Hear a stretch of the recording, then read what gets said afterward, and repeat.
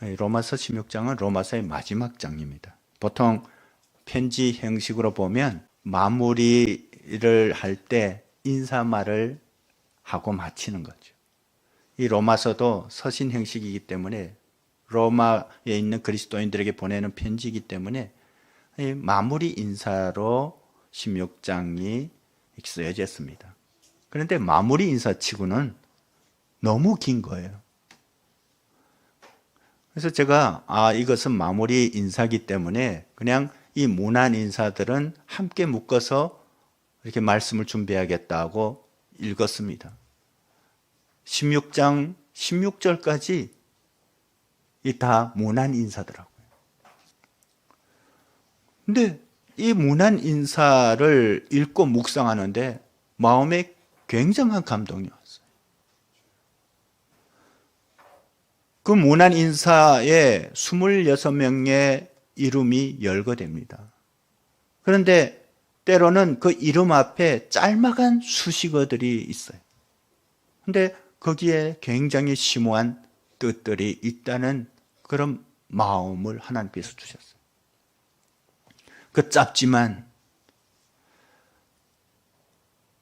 저는 이 말씀을 문안 인사를 읽으면서 이것이 참된 그리스도인의 모습이구나. 이것이 하나님께서 기뻐하시는 우리의 모습이 되어야겠구나. 그런 생각을 가지게 되었습니다. 그러고 보니까 이 16장은 단순한 우리가 보통 하고 있는 문안 인사가 아닌 거예요. 하나님께서는 이 말씀을 통해서 이 시대를 살아가고 있는 우리가 어떤 마음과 자세로 하나님을 섬기고 또 주님의 몸된 교회를 섬기고 하나님의 사명을 감당해야 하는지 우리에게 말씀하시는 거예요. 우리에게 진리의 말씀이 있지만 오늘날 정말 그 살아있는 그 말씀을 우리의 마음에 품고 하나님 앞에 살아가는 사람이 얼마나 됩니까? 그런데 하나님께서 이 말씀을 통해서 이 시대를 살아가고 있는 우리가 이런 마음과 자세를 가지고 있을 때 하나님께서 우리를 기뻐하시고 하나님의 기념책에 우리를 새겨주신다는 그런 마음이 들었습니다. 단순한 문안 인사에 열게된 이름이 아니라는 거예요. 하나님의 기억 속에 남아있는 이름들이라는 거죠.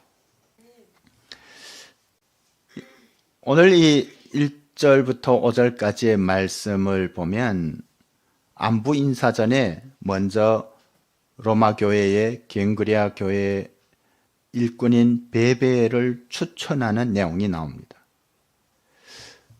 갱그레아 교회의 충직한 하나님께서 기뻐하시는 일꾼 그 베베에 대해서 소개하는 거죠. 여기에 쓰인 교회의 일꾼이라는 것은 헬라어 원문으로 보면 뭐냐면 사역자라는 거죠. 교회를 섬기는 자라는 의미를 가지고 있습니다. 그런데 흔히 집사 직분을 가리키는 거예요. 그러니까 이 베베 자매는 갱그레아 교회의 집사 직분을 가지고 교회를 충성스럽게 섬겼던 사람인 것을 알 수가 있습니다. 그런데 이 사람을 로마 교회에 정중하게 추천하는 거예요. 이 갱그레아 교회는 어떤 교회냐? 이 갱그레아는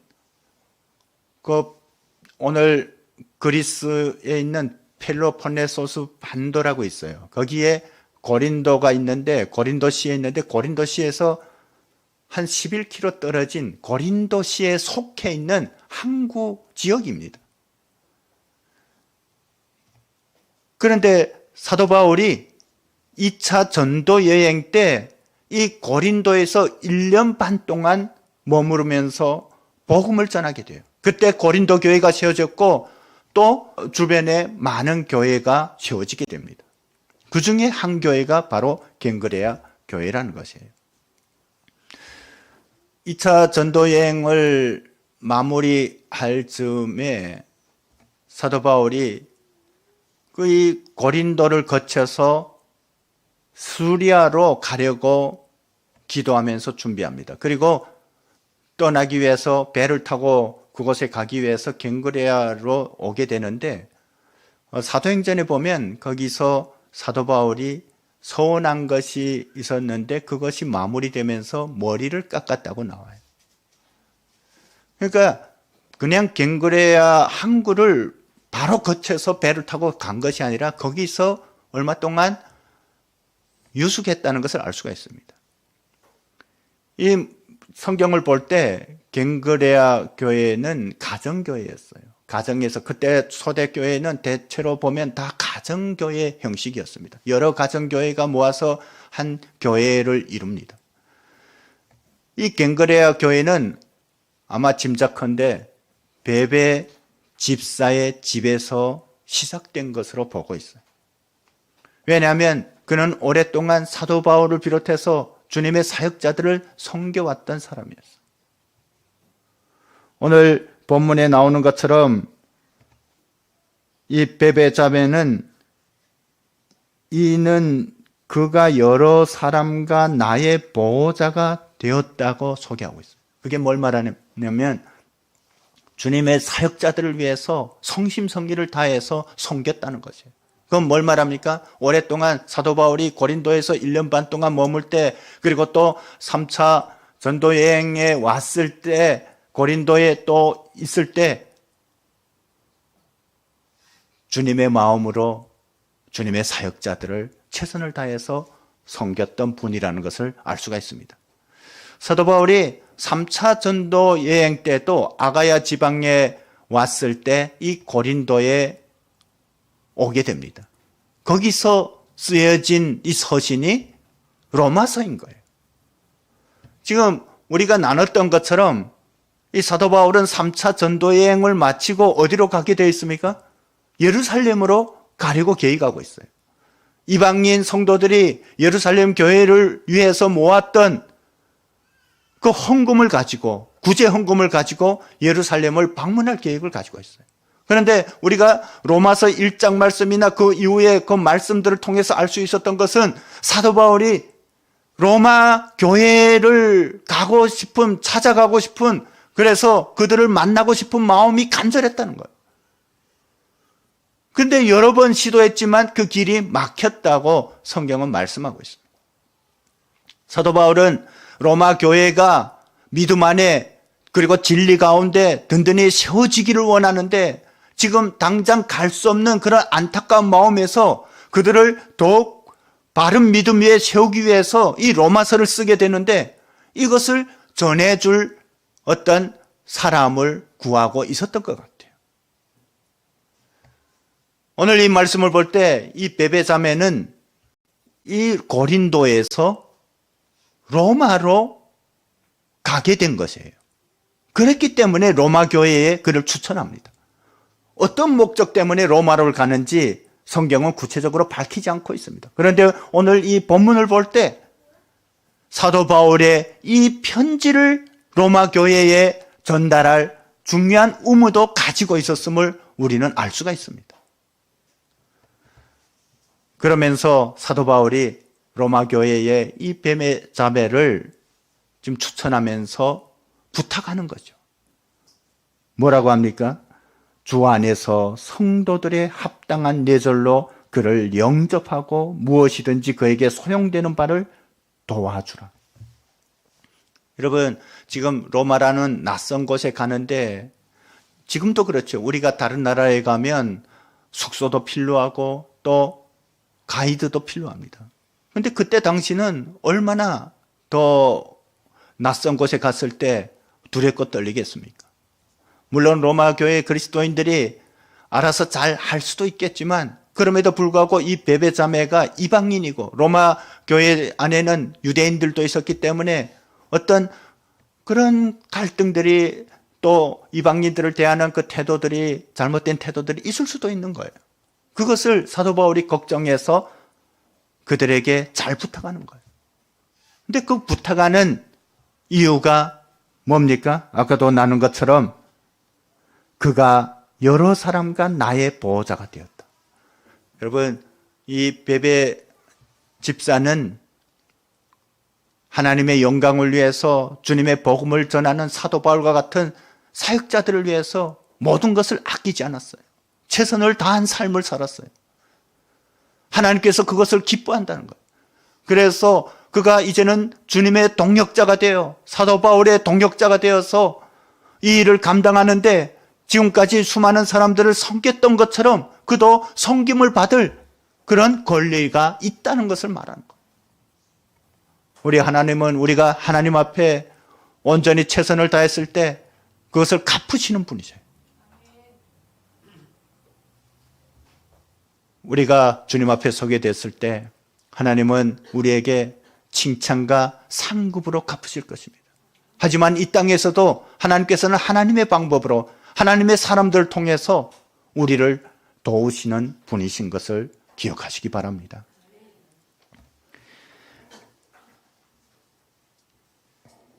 이 베베 자매의 이런 삶을 통해서 우리는 그리스도를 섬긴다는 것이 어떤 것인지 하는 것을 알 수가 있습니다. 그래서 우리가 특별히 그리스도 안에서 한 지체가 되고 또 한 몸을 이루는 서로를 향해 우리가 기도하고 또 섬기고 함께 해야 되지만 특별히 주님의 복음을 위해서 헌신하고 있는 그 사명자들에게 우리는 더 헌신할 수 있어야 한다는 것이에요. 그것을 하나님께서 기뻐하신다는 것입니다. 그래서 저희도 저희 교회도 특별히 우리 선교사님들을 위해서 기도하고 또 그분들이 또 잠깐 한국에 들어왔을 때 최선을 다해서 잘 섬기려고 하고 있는 것이에요.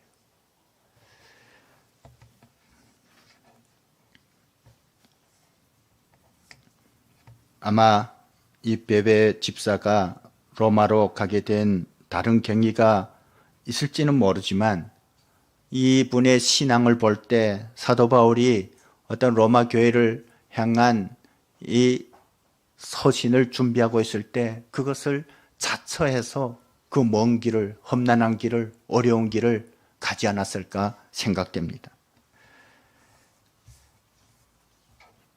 3절부터는 안부 인사가 시작되죠. 이 제일 먼저 언급되는 두 사람이 있습니다. 우리에게도 익숙한 브리스가와 아굴라입니다. 사도행전에서는 브리스길라라고 나오고 있습니다. 같은 사람이죠. 브리스가가 아내이고 아굴라는 남편입니다. 그런데 그 사람들에 대해서 사도 바울이 문안 인사를 부탁하는 거예요. 사도행전에 보면 브리스가와 아굴라는 사도 바울이 2차 전도 여행 때 고린도에서 만나게 된 사람이었어요. 이들은 원래 로마에서 살았습니다. 그러다가 글라우디오 황제 때에 로마의 기독교인들이 갑자기 많아지는 것에 불안을 느끼고 칙령을 내리게 돼요. 유대인들을 다 추방하게 됩니다. 근데 이 아굴라가 남편이 유대인이고 브리스길라는 아마 이렇게 이방인이에요. 그런 가정인데 어쨌든 남편이 유대인이기 때문에 함께 그 로마를 벗어나게 됩니다. 그래가지고 정착한 곳이 고린도였어요. 여러분, 사도 바울에게는 천막을 만드는, 장막을 만드는 기술이 있었어요. 그런데 이 브리스길라와 아굴라가 고린도에서 장막 만드는 일을 했습니다. 사도 바울이 이들 부부를 만나서 함께 그 장막을 만들면서 함께 복음을 전하게 됩니다. 그래서 세워진 것이 바로 고린도 교회라는 거예요. 이들은 사도 바울의 동역자가 되어서 함께 복음을 전하고 교회들을 세워갔습니다. 그러다가 2차 전도여행이 마무리되고 사도 바울이 갱그리아를 거쳐서 배를 타고 에베소로 가게 됐을 때 그때도 함께 움직였습니다. 그리고 에베소 땅에서도 복음을 전하고 교회를 세워갔습니다. 브리스길라와 아굴라는 에베소 교회의 지도자들이었어요. 그런데 이 사람들이 글라우디아 황제가 죽은 후에 그侵略이 해제되면서 다시 로마로 돌아가게 된 것이에요. 그래서 사도 바울이 이 로마서를 쓸 때는 이들이 로마에 살고 있었어요. 근데 로마에 가서 그냥 또 이 복음과 상관없이 그렇게 한 것이 아니에요. 그들이 로마로 간 것도 아마 이 복음 때문에 갔으리라 짐작됩니다. 오늘 이 본문 말씀을 볼 때 5절 말씀에 저희 집에 있는 교회에도 문안하라 하는 것은 이 브리스가와 아굴라 집이 곧 가정교회라는 것을 말씀하고 있습니다. 그들은 그곳에 가서도 십자가의 복음을 전하고 사도 바울을 통해서 그리고 영향을 받았던 그 바른 진리를 전하기에 힘썼을 것입니다. 그렇게 그곳에 복음을 전하고 또 주님의 나라를 확장하고 있는 그들을 향해서 사도 바울은 문안 인사를 하는 것이에요. 그런데 이들에 대해서 사도 바울이 뭐라고 소개합니까? 그들은 내 목숨을 위하여 자기들의 목까지도 내놓았나니. 여러분, 오늘 사도 바울은 이들을 향해서 그리스도 예수 안에서 나의 동력자들이라고 말씀하고 있어요. 여러분, 동력자가 어떤 것이라고 생각합니까? 동력자란 바로 이런 것이에요. 우리가 예수 그리스도의 십자가의 보혈로 하나가 되고 하나님의 백성이 되고 그리스도의 몸을 이루고 하나님의 가족이 되어서 이제 영원한 하나님 나라에서 함께할 사람, 주님의 나라를 위해서 함께 수고하고 헌신하는 사람, 여러분 그런 사람들이 바로 그리스도 예수 안에서의 동력자라는 것이에요. 여러분 이것은 이 땅에서 우리가 소중하게 여기는 혈연 관계를 뛰어넘는 하늘 차원의 관계인 거죠. 그래서 이 문안 인사를 읽는데 거기에 놀라운 감동이 우리에게 전달되는 것입니다. 수천 년 전에 로마 교회를 향해서 보냈던 사도 바울의 편지 속에 이 문안 인사가 지금 이 시간 생동하게 우리에게 전달되는 거예요. 왜냐하면 이들 모두는 하나님 안에서 예수 그리스도 안에서 동력자들이었기 때문에 그렇습니다.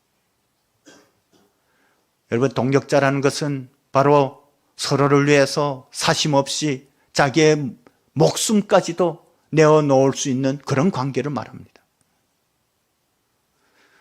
그런데 오늘날에 우리는 어떻습니까? 우리가 예수님을 믿는다고 하지만 하나님의 자녀가 되었다고 하지만 그리스도의 몸을 이루는 지체라고 하지만 우리는 그런 삶을 살지 못하고 있는 거예요. 지금 이 사도 바울이 문안 인사에서 열거하고 있는 26명의 그 동력자들 그리고 교회들 그 가족들은 다 그와 같은 관계로 엮어진 하나님의 백성들이라는 거예요. 그래서 이런 관계가 그리고 또 이런 헌신된 동력자들이 함께할 때 그것은 핵폭탄보다도 더 무서운 것입니다. 이런 사람들에 의해서 주님의 복음이 열방 가운데 전해졌고 지금까지 예수 그리스도의 생명이 우리에게까지 이어져 오게 된 것이에요. 여러분 다른 사람을 위해서 자기 목숨까지 내놓는다는 것은 쉬운 일이 아닙니다. 그런데 그들은 단지 우리적으로 그렇게 했던 것이 아니라는 것이에요. 사도 바울이 전했던 그 복음이 곧 하나님의 뜻이고 하나님의 계획이고 하나님 나라를 확장하는 것이고 그리고 그것이 우리가 이 땅에서 감당해야 될 최고의 사명이기 때문에 이 사도 바울이 안전해야 그 사명들을 더 잘 이룰 수 있기 때문에 이들은 기꺼이 자기의 목숨까지도 내놓을 각오를 가졌던 것이에요. 여러분 그리스도 안에서 동력자가 되었다는 것은 이런 관계를 말하는 것입니다. 그렇기 때문에 그들의 신앙의 모습을 보고 이방인 모든 교회도 그들에게 감사하였다고 말하는 거예요. 왜냐하면 사도 바울을 위해서 그렇게 헌신적인 삶을 살았기 때문에 사도 바울이 더 안전하게 복음을 전할 수 있었고, 그것 때문에 이방인들이 그리스도 앞에 돌아오게 된 것이에요. 그리고 바른 진리 위에 살아간다는 것이 어떤 것인지 하는 것을 이방인 성도들이 이 브리스가와 아굴라의 신앙의 모본을 보고 배워갔다는 것을 의미합니다.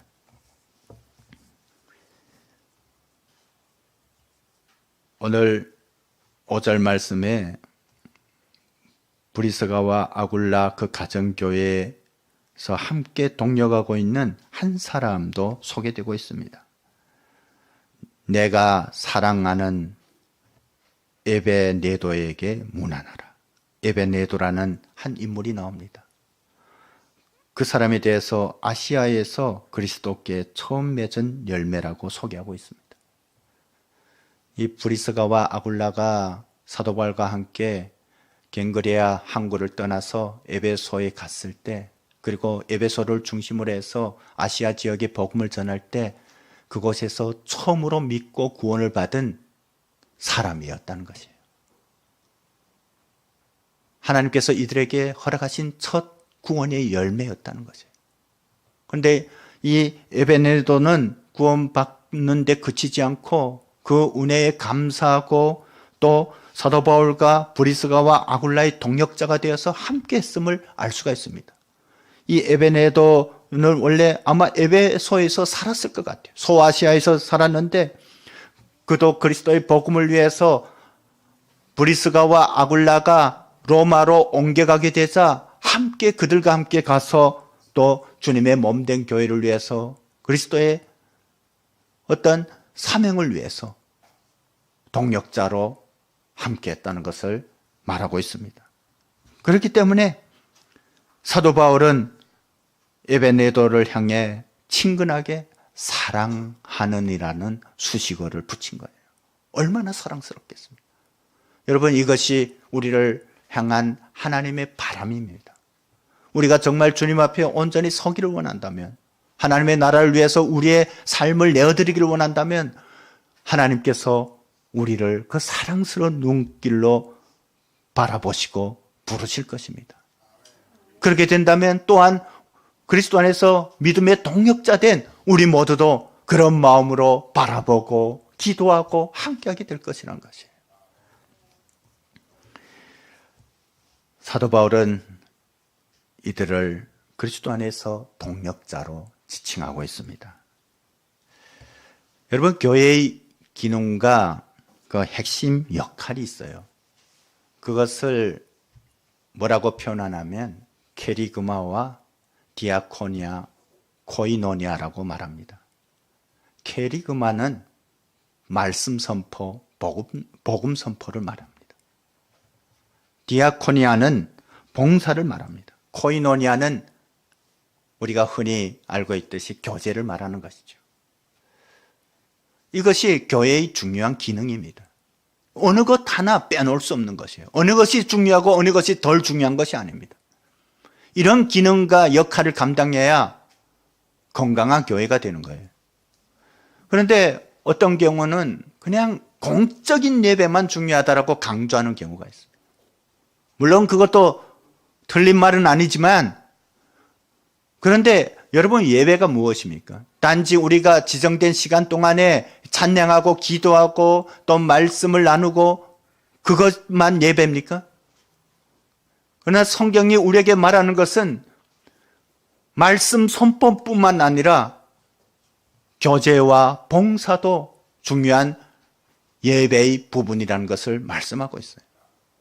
그래서 여러분, 우리가 예배를 드린다고 할 때 이렇게 공적인 예배와 함께 성도의 교제도 중요하고 또 봉사도 다 예배에 속하는 것이에요. 함께 하는 것이 중요하다는 거예요. 그래서 교회에서 교제를 강조하고 또 말씀 공부도 강조하고 봉사도 강조하는 거예요. 이것이 교회의 기능이에요. 오늘 사도 바울의 이 안부 인사는 어찌 보면 코이노니아의 범주에 속한다고 할 수가 있어요. 그런데 코이노니아는 실제적으로는 그 얼굴 대 얼굴을 이렇게 마주하고 나누는 교제예요. 그리스도 안에서 어떤 예수 그리스도의 피로 하나가 된 우리 형제자매들이 하나님의 가족이 되어서 그 삶을 나누고 주님의 나라를 위해서 함께하는 것을 말합니다.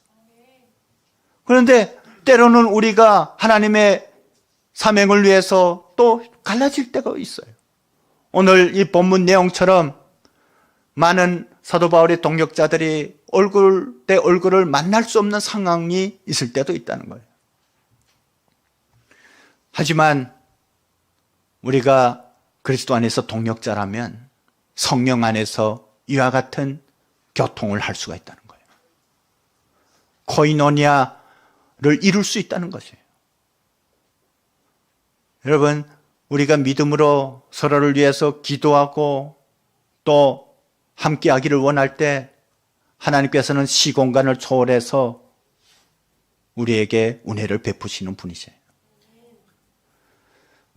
그런데 이러한 관계는 그냥 쉽게 스치고 이런 관계에서 이루어지는 것이 아닙니다. 그리스도 안에서 믿음의 동역자가 될 때 우리는 이런 관계를 이룰 수 있다는 것이에요. 우리가 새희망나루교회 지체가 되었다는 것은 서로를 향해 하나님의 동역자로 부름받았다는 것을 의미합니다. 때문에 우리는 서로를 그리스도의 몸의 지체로 받아들일 뿐만 아니라 이제 영원한 하나님 나라에서 끝까지 함께할 하나님의 자녀로 혈련을 뛰어넘는 하나님의 백성으로 우리는 받아들이고 함께할 수 있어야 한다는 거예요.